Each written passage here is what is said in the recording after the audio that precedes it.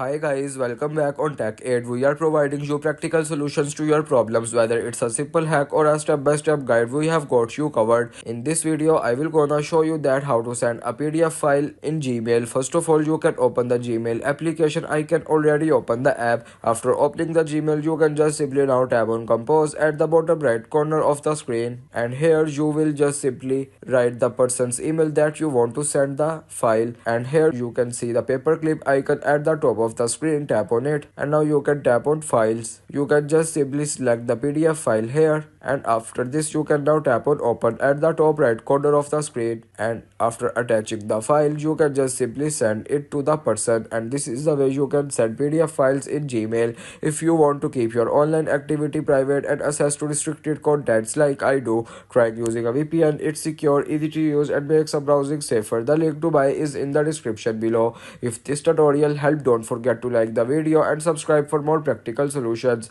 Got questions or need extra help, drop a comment below and we will be happy to assist. See you in the next one. Thanks for watching.